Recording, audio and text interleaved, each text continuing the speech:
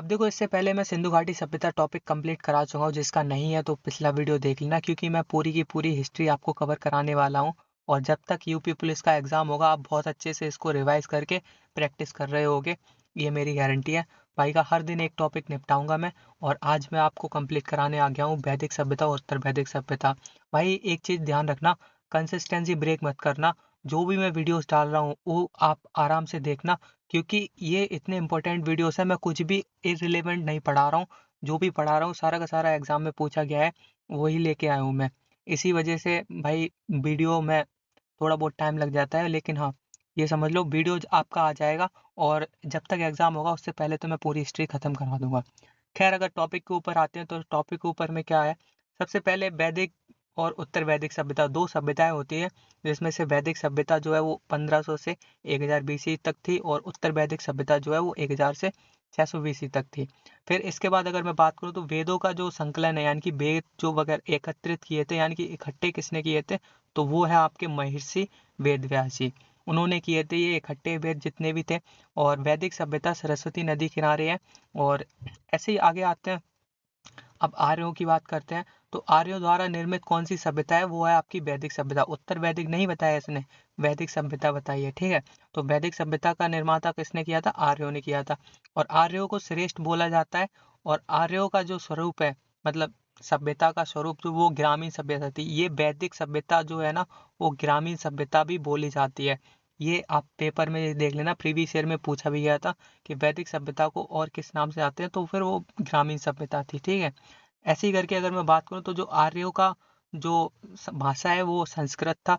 और इसके बाद की अगर मैं बात करूँ तो आर्यों का आगमन मैक्स मूलर के अनुसार मध्य एशिया से आए थे। यानी कि मैक्स मूलर का कहना था कि आर्य जो है वो मध्य एशिया से आए थे। और इन्हीं का कहा बहुत से मतलब इतिहासकार जो है वो ठीक मानते हैं। बाकी का और भी बहुत से लोग थे जिन्होंने कहा था, लेकिन सबसे ज्यादा मैक्स मूलर को मतलब महत्व दिया जाता है, ऐसा कह सकते हो। भाई का 10 रागी युद्ध होता है जब आर्य आते हैं इनके अंदर। क्योंकि आपको पता है, इससे पहले मैं सिंधु सभ्यता पढ़ा चुका हूँ। तो सिंधु सभ्यता थी जब ये आर्य वगैरह आए थे। तो सिंधु सभ्यता में और आर्यों में 10 रागी युद्ध हुआ था, जिसमें से राजा सुदास और 10 भारतीय राजाओं के बीच में ये युद्ध होता है। भाई का रावी और पुरुषनी नदी के तट पर ये युद्ध होता है, जिसमें राजा सुराज की जीत हो जाती है, ठीक है। मतलब जो सुदास थे, राजा सुदास, उनकी जीत हो जाती है। और जीतने के बाद आर्यों का स्थापना हो जाता है वहाँ पे। इसके बाद आता है सामाजिक एवं आर्थिक जो जीवन होता है उनका, कैसा क्या जीवन होता था, क्या मतलब आर्य करते थे, वो इसमें बताया गया है। तो इसमें देखो क्या करना है, जो भी इनका व्यवसाय था, ठीक है, तो वो था पशुपालन। आर्य आपका पशु वगैरह पालते थे। और इन्होंने इन्होंने ही स्टार्ट किया था पशु पालना वगैरह। और भोजन जो है ना, इनका मांसाहारी या शाकाहारी दोनों ही ये कर सकते थे। और करते भी थे, शायद ऐसा ही कुछ होगा, तभी इन्होंने बताया कि मतलब मांसाहारी शाकाहारी दोनों खा सकते थे। समाज था इनका पितृसत्तात्मक, महिलाओं की स्थिति इनकी अच्छी थी। और अनुलोम विलोम, अब देखो इसकी बात करूं तो फिर अनुलोम क्या होता है। अनुलोम ऐसा होता है कि जो भी पुरुष वर्ग होते हैं ना, वो सबसे ऊपर होते हैं, और सबसे नीचे स्त्री वर्ग को रखा गया है। लेकिन प्रतिलोम में जो है वो स्त्री वर्ग को ऊपर रखा गया है और पुरुष वर्ग को नीचे रखा गया है, बस ऐसे समझ सकते हो। और बाकी का अगर मैं बात करूँ आगे प्रथाएं जो थी, मैं अगर बात करूँ तो फिर जाति जो प्रथाएं थी, वो बाल विवाह आपका बिल्कुल भी नहीं था। आपका पर्दा प्रथा नहीं था, सती प्रथा नहीं थी। बस खाली एक ही चीज थी, जो दहेज प्रथा थी, ठीक है। तो ये आपको ध्यान रखना है, इन तीनों में से कुछ भी नहीं था, खाली दहेज प्रथा थी। भाई का जाति व्यवस्था की बात करूं तो कर्म के आधार पर थी। अब कर्म क्या होता है, मान के चलो कोई क्षत्रिय घर में पैदा हुआ है, लेकिन वो डाल रहा है कूड़ा वगैरह, और तो उसको कर्म के आधार पर बोल देते कि ये निम्न वर्ग का है। अब मान के चलो कोई निम्न वर्ग में है, लेकिन वो धनुष वगैरह चला रहा है, तो फिर वो बोल देते कि क्षत्रिय है या फिर कुछ भी हो। तो इस लेवल का ये बोलते थे कि कर्म के आधार पर होते थे। यानी कि यहाँ पे राजा का बेटा राजा नहीं होता है, ऐसा होता है इसमें, ठीक है। तो ये था जाति व्यवस्था का सीन आपका। बाकी का अगर मैं बात करूं आगे, तो विधवा विवाह था, ठीक है। विधवा विवाह में क्या था, विधवा पुनर्विवाह जो है, यानी कि देवर से शादी करते थे जो भी ये लोग थे, वो अपनी जो भी बहू वगैरह है वो अपना घर में ही रखना पसंद करते थे, ऐसा कुछ था। तो जो स्त्री है वो अपने देवर से विवाह कर सकती थी पुराने जमाने में। और अब के भी ज़माने में आप देख सकते हो कि इनका चलता है, तो कर लेते हैं अपने देवर से विवाह। भाई का ज़्यादातर तो ऐसा होता है कि मतलब अगर पति नहीं है तो फिर वो दूसरा ही कोई देख लेती हैं, देवर वेवर गया तेल लेने, ऐसा कुछ आज के ज़माने में है। खैर अपने को क्या करना है, अपने को तो टॉपिक देखना था, तो वो दिख रहा है। भाई अगर राज्य व्यवस्था की बात करें तो फिर राज्य व्यवस्था और महत्वपूर्ण शब्द की बात करें तो फिर इसमें क्या था, प्रशासनिक इकाई थी। अब इसमें कुल जो है ना वो सबसे छोटा होता है, उसके बाद ग्राम बनेगा, फिर बेस बनेगा, फिर जन, उसके बाद आता है राष्ट्र। राष्ट्र आपका सबसे बड़ा होता है। ऐसे ही करके अगर मैं बात करूँ तो कुल का जो प्रमुख कौन होता है, वो होता है कुलपा। ठीक है। ऐसे ही ग्राम का प्रमुख कौन होता है, वो होता है ग्रामीणी। विश्व का प्रमुख कौन होता है, विस्पति। और जन का प्रमुख कौन होता है, राजा या फिर राजन, ऐसा कुछ होता है। तो सारा का सारा प्रमुख मैंने आपको बताया कि कुल का कुलपा। ऐसे ही करके क्वेश्चन पूछेगा कि कुल का प्रमुख कौन है, कुलपा। ग्राम का प्रमुख कौन है, तो ग्रामीणी। ऐसे करके आप आंसर टिक करके आ जाना भाई का है इंपॉर्टेंट।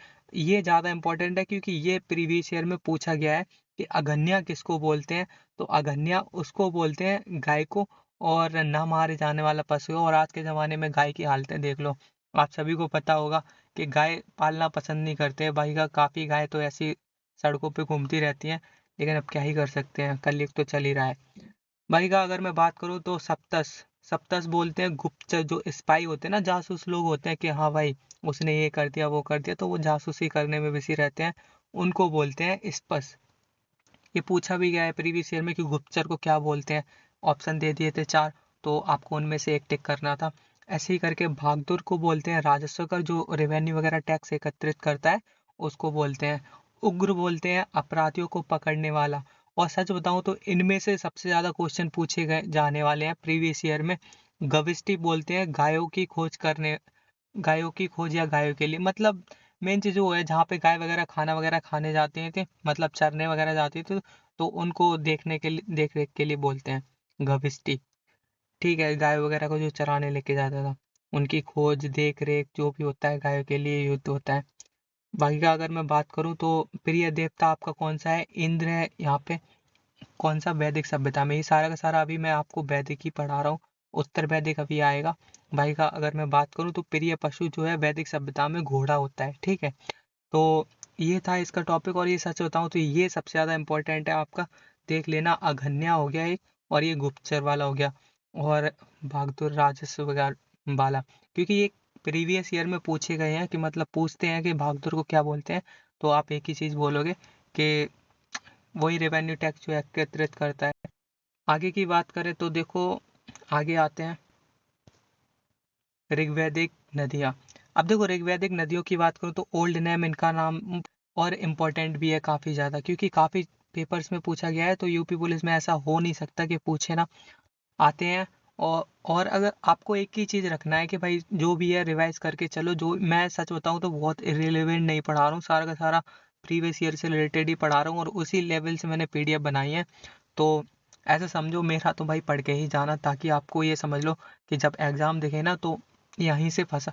और मैं दिखाऊंगा ज़रूर, जब एग्ज़ाम पास आएगा ना, तो पेपर के बाद एनालिसिस करूंगा तो आपको दिखाऊंगा कि मैंने ये पढ़ाया था और ये इधर पूछा गया है। बस मेन चीज़ आपको कंसिस्टेंसी पकड़ के रखनी है। आपने जिस टाइम से कंसिस्टेंसी पकड़ ली है, तो जो 1 लाख अभी वैकेंसी आई है ना, उसमें से ये समझ लो आपको एक सीट ही तो चाहिए, और एक सीट मिलना बहुत बड़ी बात नहीं है। तो इतनी वैकेंसी में बस एक ही सीट चाहिए और मिल जाएगा आपको। कंसिस्टेंसी फॉलो करते रहो और पढ़ते रहो, बस इतना कहना कहूँगा। जहाँ भी हो, लाइब्रेरी में पढ़ रहे हो, आप घर पे पढ़ रहे हो, कहीं भी पढ़ रहे हो, कंसिस्टेंसी ब्रेक मत करना एक भी दिन के लिए। अगर गलती से हो भी जाए तो उसको अगले दिन रिकवर करने का कोशिश करना। ऐसा मत करना कि आज ब्रेक हो गया यार, नहीं पढ़ते हैं, कल भी नहीं पढ़ते, परसों भी नहीं। धीमे धीमे करके पता नहीं चलेगा आपको टाइम कितना निकल गया। खैर आते हैं मेन टॉपिक के ऊपर। अभी देखो ऋग्वैदिक नदियाँ थी, इनसे भी काफ़ी क्वेश्चन पूछे जाते हैं। मैं अगर बात करूँ शतुद्री की, इसको शतुद्री लिखते हैं, ठीक है। शतुट्टी कुछ लिख दिया यार गलती से, भाई का शतुद्री है ये। और जो कि ऐसे ही लिखते हैं, मैं आपको लिख के ही दिखा दे रहा हूँ, शतुद्री। ठीक है। इसको सतलज के नाम से जाना जाता था, इसका पुराना नाम है, ठीक है। सतलज का पुराना नाम शतुद्री था। अब बाकी का अस्कनी पुराना नाम है, और चिनाव नया नाम है, ऐसा कह सकते हो। बिपाशा पुराना नाम है, ब्यास नया नाम है। ऐसे ही करके नीचे आता है फिर पुरुषनी को रावी बोलते हैं, वितस्ता को झेलम बोलते हैं, सदानीरा को गंडक बोलते हैं और कुंभा को काबुल बोलते हैं और दोस्ती को घग्गर बोलते हैं। ठीक है, तो ये पुराने नाम है और पूछे भी जाते हैं, आपके प्रीवियस ईयर में भी पूछे गए थे, तो पढ़ के जाना, बहुत ज़्यादा मुश्किल नहीं है, 8-10 ही नाम है, आराम से कर सकते हो आप। उसके बाद ब्रदर आता है आपका वेद और उपनिषद और वेदांग। अगर मैं उनकी बात करूं तो फिर ऋग्वेद की बात करूं तो ये सबसे पुराना, यानी कि सबसे पुराना वेद ये ही है। ठीक है, ओल्डेस्ट कह सकते हो। 10 मंडल हैं इसके अंदर और 1028 सूक्त हैं और तीसरे मंडल में गायत्री मंत्र है। ये इंपॉर्टेंट रखना, ये बेटा पूछा गया है प्रीवियस ईयर में। ठीक है, तो आगे आते हैं, सूर्य देवता और सावित्री को समर्पित है आपका गायत्री मंत्र। ये भी इम्पोर्टेंट हो सकता है, शायद पूछ ले कि मतलब गायत्री मंत्र किसको समर्पित है, तो वो सूर्य देवता और सावित्री को समर्पित है। भाई आगे आते हैं, तो फिर आगे की बात करें तो फिर सामदेव, भारतीय संगीत का जनक बोलते हैं इनको, father of Indian musician Samdev को। ठीक है, यजुर्वेद की बात करूं तो यज्ञ और कर्म कांड की विधियां इसमें देखने को मिलती हैं, चंपू काव्य यानी कि गद्य और पद्य, चंपू काव्य दोनों में। ठीक है, अथर्ववेद की बात करें तो सबसे नया ये है। ये कह सकते हो कि ऋग्वेद आपका पुराना है और अथर्ववेद आपका नया है। ठीक है, तो आगे देख सो जादू टोना वगैरह कहाँ पे होता है, तो वो नए वाले में होता है, क्योंकि आज के ज़माने में ही आप देख सकते हो ज़्यादा विश्वास वगैरह करते नहीं है, लेकिन फिर भी जादू टोना वगैरह करके डाल देते हैं। पुराने ज़माने में चाहे बेशक बहुत ज़्यादा होता हो, लेकिन आज के ज़माने में तो खैर इतना देखने को मिलता नहीं है, और होता भी होगा तो भी लोग बाग काफ़ी अभी भी विचार मानते हैं, ऐसी बात नहीं है। और काफ़ी लोग भाई नींबू का ही मतलब शिकंजी बना के पी जाते हैं, ऐसा भाई रील वगैरह में। रियल लाइफ में तो ऐसा मत कर लेना, क्या पता आपने बोला कि मैंने बोला था इस वजह से कर लिया। ठीक है, तो छोड़ो, अगर मैं बात करूं तो उपनिषद की बात करते हैं। तो उपनिषद क्या होता है, कुल टोटल 108 आपके उपनिषद है और इनके अर्थ जो क्या होते हैं, उपनिषद के गुरु के समीप बैठकर शिक्षा प्राप्त करना। और सबसे बड़ा आपका कौन सा है, बृहदारण्यक। तो बृहदारण्यक सबसे बड़ा और सबसे छोटा है मांडुक्य उपनिषद। भाई का दो उपनिषद इसमें सबसे बड़ा और सबसे छोटा, ध्यान रखना। टोटल तो 108 है, अब 108 थोड़ी पढ़ाने बैठ जाओगे, भाई का दो ही इम्पोर्टेंट है और इसी वजह से यही मैंने लिखा हुआ है। पूछा जाता है सबसे बड़ा कौन सा है, तो फिर बृहदारण्यक और सबसे छोटा मांडुक्य उपनिषद। भाई का वेदांग की बात करें तो वेदांग 6 हैं आपके, शिक्षा, कल्प और निरुक्त, छंद और ज्योतिष एंड व्याकरण। ठीक है, तो इतना है आपका। भाई का अगर मैं बात करूं इसमें पुराण पुराण आपके 18 हैं और सबसे पुराना पुराण कौन सा है, मत्स्य, और ये प्रीवियस ईयर में बॉस आया भी है, एक बार देख लेना आप, समझ लो कि ये आया है तो हो सकता है इस बार भी दे जाए। और जितने प्रीवियस ईयर में आए हैं तो मैं नहीं मानता कि उसमें से कुछ ना दे, बिल्कुल देगा यार, पेपर में ज़रूर भटकाएगा आपको और कुछ ना कुछ देगा ही देगा। जितने भी मैं करा रहा हूँ सारा ही प्रीवियस ईयर, और इतने में से अगर ना फंसे, मैं मान ही नहीं सकता भाई, इतने टाइम से यूपी पुलिस का पेपर मैं देखते हुए आ रहा हूँ, तो आ सकता है, बड़ी बात नहीं है, क्योंकि मैंने खुद क्रैक किया हुआ है, तो सारा का सारा प्रीवियस ईयर से ही बनाते हैं, ये कहाँ से नया लेके आएंगे। खैर, संस्कार की बात करें तो 16 संस्कार हैं इनके, गर्भधान से अंत्येष्टि तक, और वो किस लेवल से हैं वो देखो। उत्तर वैदिक काल आ जाता है उसके बाद, और इसके बाद आप देख सकते हो क्या होता है कि मतलब मुख्य जो देवता थे वो प्रजापति थे उत्तर वैदिक काल में। ठीक है, आपका जो क्या बोलते हैं वैदिक सभ्यता थी वो यहीं तक थी। ये जो संस्कार वगैरह है, पुराण वेदांग 6 होते हैं, उपनिषद 108 होते हैं, ये आप ध्यान रखना। और सबसे छोटे को बोलते हैं आपका मांडुक्य उपनिषद, बड़े को बोलते हैं बृहदारण्यक। तो ऐसे करके आप क्वेश्चन बना लेना और मतलब इनको रिवाइज कर लेना, और जिस तरह से हो सके उस तरह से रिवाइज कर लेना। बाकी का अब आते हैं उत्तर वैदिक काल पे 1000 से 600 BC तक। इसमें मुख्य देवता जो है वो प्रजापति को बोला जाता है, और जाति व्यवस्था मतलब जो भी जन्म से आधारित होती है, वहाँ पे क्या होती थी आपका वैदिक सभ्यता में, जो कि वैदिक सभ्यता में आपको खुद को मैं दिखा दूँ 1 मिनट के लिए। वैदिक सभ्यता में जो है वो ये देखो, कर्म से आधारित आपका था, ठीक है, जाति व्यवस्था। लेकिन अगर इधर की बात करूं तो मैं क्या बोलते हैं इसको, उत्तर वैदिक काल। उत्तर वैदिक काल में आपका जन्म से आधारित, अगर मान के चलो राजा है कोई, तो इसका बेटा भी राजा ही बनेगा, उसमें राजा का बेटा राजा नहीं था। ये चीज़ ध्यान रखना, और ये इम्पोर्टेंट भी है। कभी आपसे पूछते उत्तर वैदिक काल या फिर वो वाला क्या बोलते हैं वैदिक सभ्यता, तो फिर ये आपको ध्यान रखना चाहिए। ताकि आपको एग्ज़ाम में एकदम कन्फ्यूजन ना हो। ठीक है, मैं अगर बात करूँ तो लोहा यानी कि लोहे की खोज हुई थी साक्ष्य अतरंजी खेड़ा एटा यूपी के अंदर मिला हुआ है आपका उत्तर वैदिक काल में। आश्रम की बात करूँ तो मनुष्य के जीवन के 4 आश्रम है। आश्रम किसमें बताया गया है? आपका उत्तर वैदिक काल में। ठीक है, आपकी वैदिक में नहीं बताया गया है लेकिन उत्तर वैदिक में बताया गया है। भाई का ब्रह्मचार्य, गृहस्थ, वानप्रस्थ और सन्यासी, ये 4 ऑप्शन थे। और आपको मैं एक चीज़ और एक्सप्लेन कर दूं और आपको मैं एक बात बता दूं कि मतलब ब्रह्मचार्य जो है वो 0 से लेके 25 वर्ष तक का होता है। ठीक है, और इसके बाद जो होता है मतलब 25 से लेके आपका 50 वर्ष तक होता है गृहस्थ जीवन। फिर ठीक है, फिर वानप्रस्थ जीवन जो होता है वो होता है आपका 50 से लेके 75 वर्ष तक अगर आप जीते हो तो उसके बीच में उसको वानप्रस्थ बोलते हैं। और संन्यास जो होता है वो 75 से 100 तक होता है। ठीक है, तो 75 से 100 तक होता है और शायद आपको देखने को भी ना मिलेगा कि 75 से 100 तक कोई जीता ही है। आप पूछोगे क्यों नहीं जीता भाई कोई? क्योंकि भाई आजकल मतलब अलग अलग ब्रांड इतने आ रखे हैं दारू के कि इंसान उन्हीं में व्यस्त है कि यार ये पी के देखता हूँ, वो पी के देखता हूँ। सारा दिन उन्हीं के ख्याल में लगा रहता है और फिर जब किडनी वगैरह फूक जाते हैं तो भाई डॉक्टर को परेशान करते हैं। और फिर क्या ही है, कौन जी पाएगा भाई 100 साल तक? कोई लगता है आज के ज़माने में जी पाए? भाई का जन जी जनरेशन आएगी तो वो यार अलग ही सीन होगा उनके। अभी तक ही आप सोचो कि 100 साल तक ही नहीं कोई जी पा रहा है, इतना ज़्यादा दारू का ओवरडोज कर लेते हैं। खैर क्या ही कर सकते हैं, सरकार बनवा रही है, टैक्सेस उनको मिल रहे हैं तो उनको फ़ायदा हो रहा है तो वो क्यों नहीं परमिशन देगी। इतनी ज़्यादा हानिकारक चीज़ होने के बाद भी लोग बाग इसको पीते रहते हैं। मैं अगर बात करूँ आगे तो जलवायु परिवर्तन की वजह से वैदिक सभ्यता निपट जाती है, यानी कि इसके जो पतन का कारण हो जाता है, जो जलवायु क्लाइमेट का चेंज होना और व्यापार में कमी हो जाना और सामाजिक अस्थिरता, सामाजिक इंस्टेबिलिटी, स्थिर ही नहीं रहता है सामाजिक इनका, और नदियों का सूख जाना।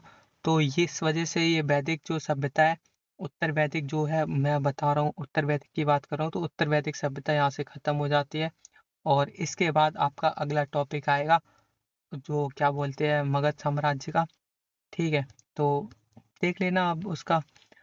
ऐसे ही ये टॉपिक कंप्लीट होता है। और अगर मैं बात करूँ इसको, अगर आपने ये अच्छे से रिवाइज कर लिया भाई, क्वेश्चन इसके बाहर तो जाने नहीं है। ठीक है भाई का, जाएंगे तो सबके लिए जाएंगे और इससे बाहर मुझे नहीं लगता जाएंगे, क्योंकि मैंने सारा का सारा इम्पोर्टेंट लेके आया हूँ। ऐसा भी नहीं है कि मैंने राम कथा पूरी गढ़ दी हो, और जो भी प्रीवियस ईयर में पूछा गया है तो वही मैं लेके आया हूँ। भाई का इसको पूरा कर लोगे ना आप, तो मैं लिख के दे सकता हूँ भाई यूपी पुलिस का एग्ज़ाम, इससे बाहर तो आना नहीं है भाई का। और क्या ही बताऊँ आपको, एक बार फॉलो करके देख लेना, एक बार किसी भी चैनल से आप प्रिपरेशन करके देख लो, उसके बाद अगर उसका ना समझ में आया ना तो बात करना मेरे भाई। खैर मैं इतना ही बता सकता हूँ, और आगे का टॉपिक मैं आप कल कराऊंगा।